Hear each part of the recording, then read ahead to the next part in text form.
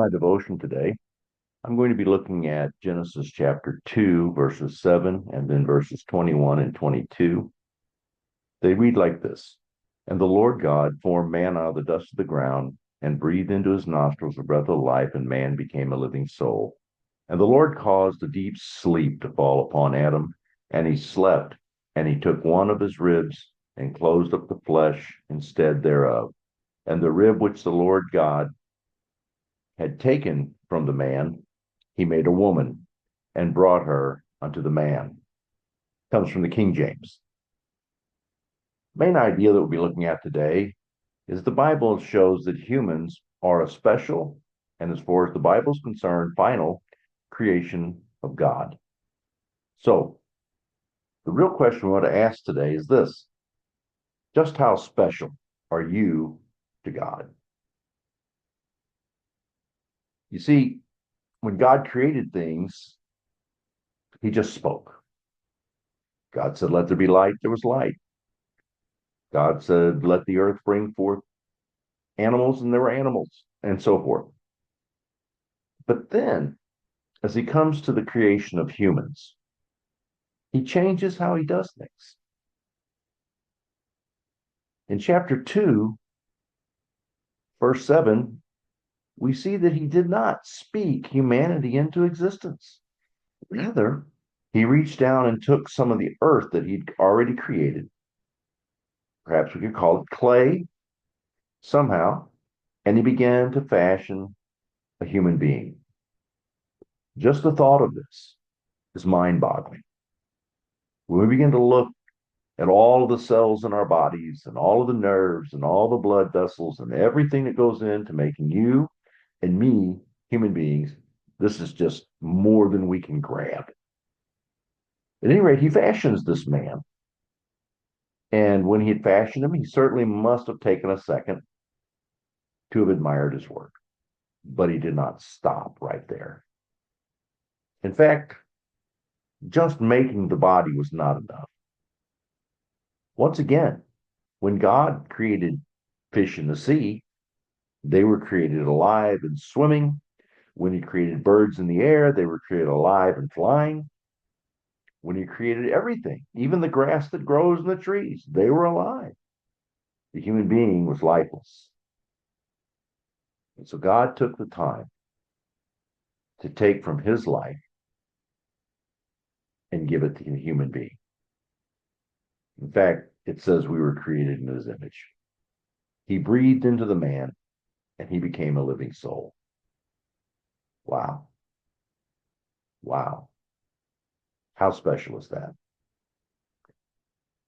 He took something that was inherently his, life, and gave it to us. Not a life, conscious life. A life that has will, a free will. It's pretty amazing what God did for you and me, because he loves us, because he cares about us. But you know what? He didn't stop there.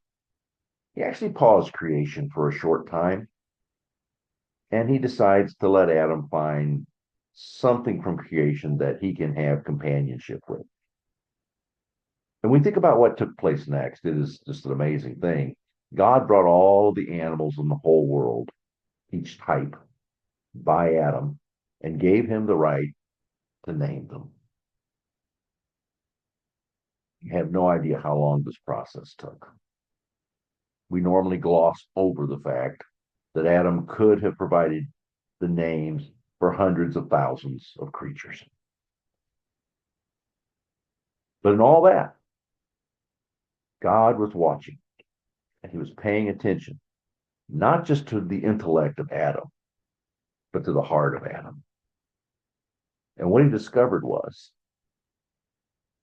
no matter how wonderful the animal was, he saw the cute koalas, he saw the interesting looking pandas, he saw the bizarre looking aardvarks, he saw the beautiful peacock feathers spreading out, but there was still an emptiness in the heart of Adam. an emptiness that God felt. And so he caused a sleep to come upon Adam because he said, it's not good that I've made man and he's alone. He opened up his flesh. He took out a rib. We don't know how this miracle was accomplished. We will just leave it to the goodness, the graciousness, and the power of the Almighty. But he made a woman. And he brings Eve to Adam. And immediately the emptiness leaves as he embraces this woman, possibly physically, but certainly emotionally and mentally, because he said, she is bone of my bone. She's flesh of my flesh. He accepted her as his mate, his lifelong mate.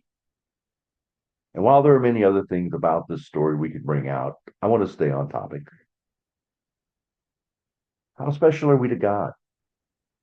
He breathed his life into us. He fashioned us with his own hands. He prepared us mates so that we have someone compatible to us to spend our life with, to procreate with, to live with. None of this was done until everything else was right. Let's let that soak in a minute. Just a moment. God made all of creation. Genesis 1:1 says the earth was without form and void. God created everything that we see around us with you and with me in mind. He prepared it, waiting for that final step of creation when he would make man and ultimately a woman, so mankind. He made the gravity of the earth just right so that we can walk on it without floating away or collapsing. He put the sun at just the right distance so that we get the proper amount of warmth, but not too much, not too little. He put a layer of an atmosphere around the earth that was sufficient to support life. Indefinitely, it appears, because he wanted it for us. He put animals for us to consume. He put plants for us to consume. He gave us preeminence over all of creation. We were made pretty special because God cared about us. But chapter 3 says that it didn't work out too well. Man couldn't stay true to God. He was tempted and he sinned. But in Genesis 3:15, we find that God made a way that would come for man to be redeemed. He didn't do it for angels. We find no evidence that Satan has a plan or a method of ever being redeemed. In fact, he will be eternally cast away from God into the lake of fire. So that brings us to the conclusion. At just the right time, God made man. But you know what? It's not the only thing he did in just the right time. In Galatians chapter 4, verses 4 and 5, we read these words, but when the fullness of time was come, God sent forth his son, made of a woman, under the law, to redeem them who were under the law, that we might receive the adoption of sons. At just the right time, just when we needed to have it, he sent Jesus. He sent him to you. He sent him to me.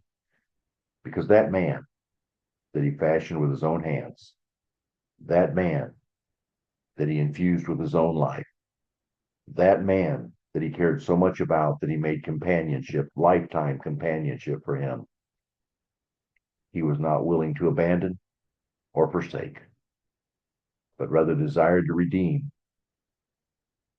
And he sent his son. For God so loved the world that he gave his only begotten son, that whosoever believeth in him should not perish but have everlasting life. Just think about it. How very special are we to God? More importantly, how special are you to God? He deserves all we can give him. and so much more.